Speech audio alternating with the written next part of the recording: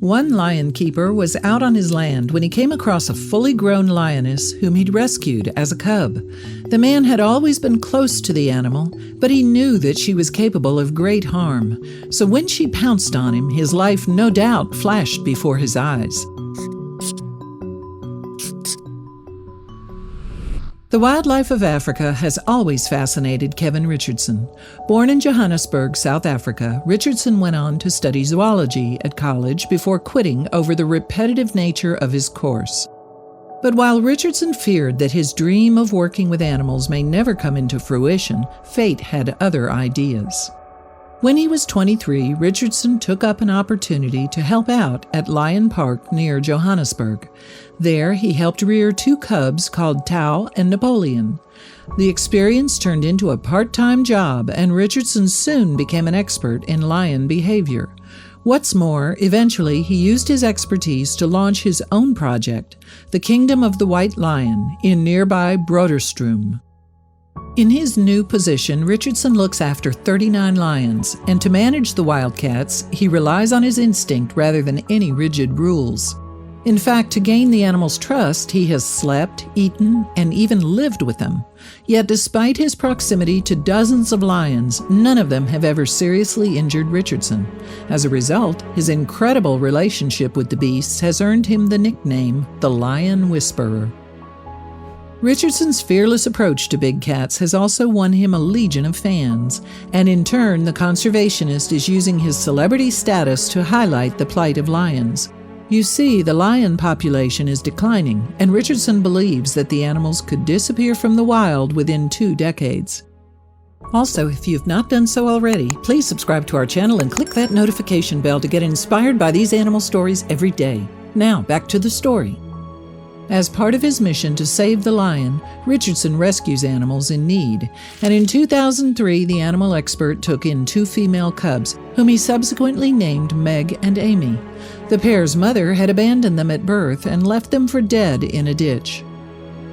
After taking Meg and Amy under his wing, Richardson grew extremely close to the young lionesses. Meg and Amy and I have a history, he explained in a video posted to the GoPro YouTube channel in August 2017. It goes back to when they were born. They were rejected by their mother, and she actually just chucked them in a water ditch. But it pained Richardson to see Meg and Amy, as well as the other lions in his care, inside cages. So he decided to introduce radical changes to the way he ran his sanctuary. Subsequently, the keeper let the lions out of their enclosures and allowed them to roam free. I didn't like the fact that there were these cats in cages. I wanted to give them a little bit more than that quality of life.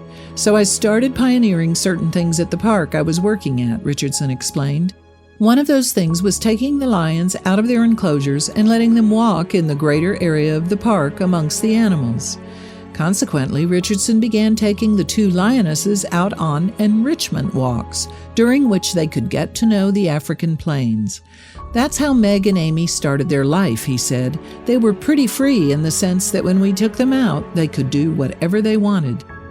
Watching Meg and Amy explore and enjoy their natural environment was a joy for Richardson. However, he soon noticed that with the change of surroundings came a change of personality. And before long, the cats had reverted back to their typical predatory ways. Meg and Amy off the bat were just great huntresses. Even lions that have lived in captivity all their life can hunt pretty well. That is just in their DNA, Richardson explained in another YouTube video for GoPro, which gave viewers a behind-the-scenes look at his life with the lions. And observing the change in cats was just magical for Richardson. To see the lions doing what lions do, for me, was exhilarating, he admitted. It made me realize that there was a different way to work with these predators in captivity. But now that their hunting instincts were back in full effect, Meg and Amy were potentially even more dangerous than ever before. This meant that Richardson would have to have his wits about him whenever they were roaming free.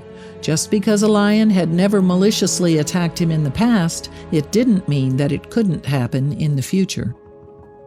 Then one day Richardson was wading through the river in the park when he noticed a rustling sound coming from the waterside. It was Meg, and she was stalking him through the reeds. And as Richardson watched the humongous cat move towards him, he stopped in his tracks. but it appeared that the lioness had already decided on her next move. Slowly, she made her way down the riverbank. Then, without warning, she leapt through the air, hurtling, claws outstretched toward Richardson. At that moment, the lion expert had no idea what Meg was about to do to him, and her reaction left the lion keeper shocked. You see, Meg landed with a splash in the water before wrapping her 2 gigantic paws around Richardson's shoulders for a cuddle. Furthermore, in the embrace of her rescuer, the lioness finally overcame her fear of water, which had resulted from her mother abandoning her in the ditch when she was a baby. I thought, wow, that's amazing. This lioness trusts me enough to, come into the water, Richardson said later. Now Richardson and Meg regularly go swimming together. What I find quite interesting is Meg's love of the water, considering what happened to her as a baby, Richardson added. When I call Meg and she comes swimming, I see in her face going, "What are you going to catch me?" It's an unspoken language, really. She looks at me and I look at her. That's trust. And seeing Meg and Amy grow in character is even more rewarding when Richardson considers what could have happened to them. I firmly believe that if I had never got Meg and Amy back, that they would have landed up in some shape or form in the canned lion hunting market, he said. Definitely in my mind's eye, especially where they were destined for a bullet. But while Richardson may have saved their lives, the 2 lionesses have given him so much in return. Meg and Amy are kind of my soulmates, he explained. It's like humans. You can meet many, many people in your life, but there's very few that you connect wholeheartedly with. If you liked the video, please give it a thumbs up and consider sharing it with your friends and family. Thanks again, and we'll see you in the next one.